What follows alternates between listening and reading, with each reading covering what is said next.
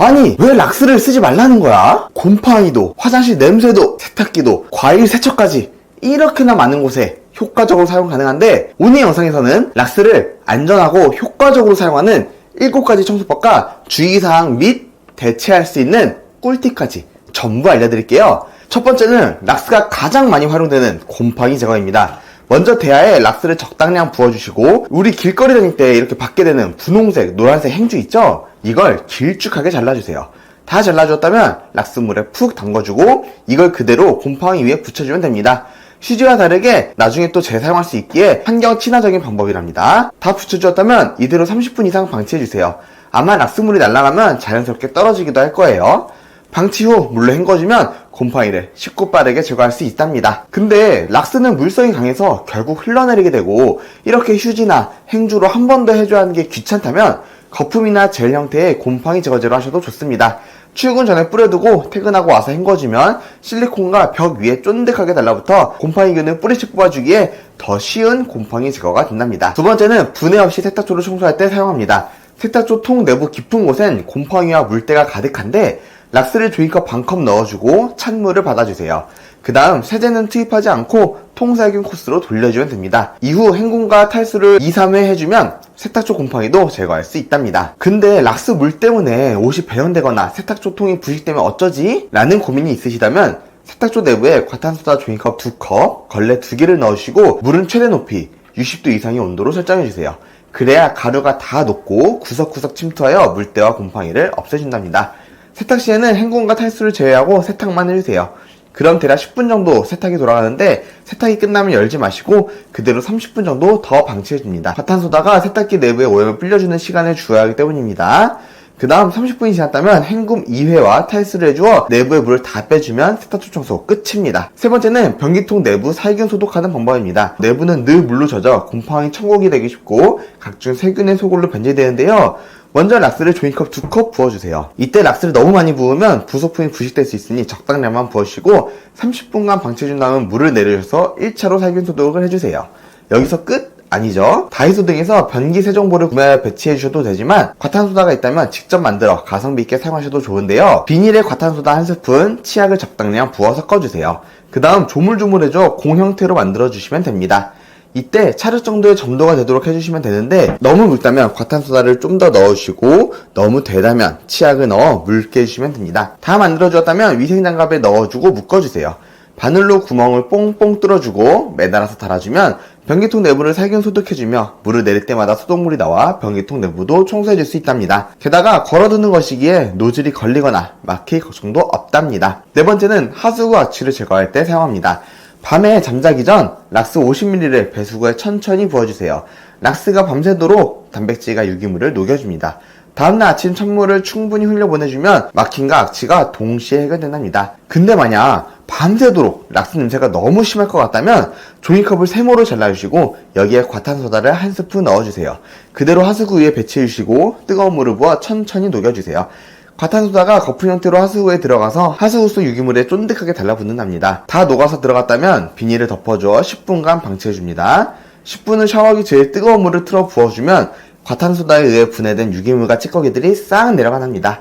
다만 너무 오래되었거나 상태가 심각했다면 2번, 3번 주기적으로 반복해주시면 더 쾌적한 화장실로 만들 수 있답니다. 다섯 번째, 청소도구를 살균 소독할 때 사용합니다. 화장실을 깨끗하게 사용하려고 비춰주는 각종 솔은 청소 후 붙어있는 머리카락, 오염 등이 그대로 남아있기에 여기서 악취가 발생하는데요. 먼저 붙어있는 머리카락 등은 최대한 잡아 뜯어 제거해주시고 넓은 대야에 락스를 종이컵 1컵 넣어주고 찬물을 조금 더 받아주세요. 마지막으로 솔을 다 담아주고 그대로 30분간 방치해주세요. 30분 후 물로 헹궈주면 각종 청소도구와 브러쉬를 살균 소독하고 악취도 예방할 수 있답니다. 여섯 번째, 주방용품 및 도마 살균 소독할 때 사용. 육류, 어류 등을 손질하고 나면 일반 세제로는 잡기 힘든 대장균이 있을 수 있다는 사실 아시나요? 그래서 한 달에 한 번 정도는 살균 소독을 해주는 게 좋은데요. 찬물 5리터에 락스를 2분의 1 뚜껑 넣어주고 도마나 주방용품을 5분간 담궈주세요.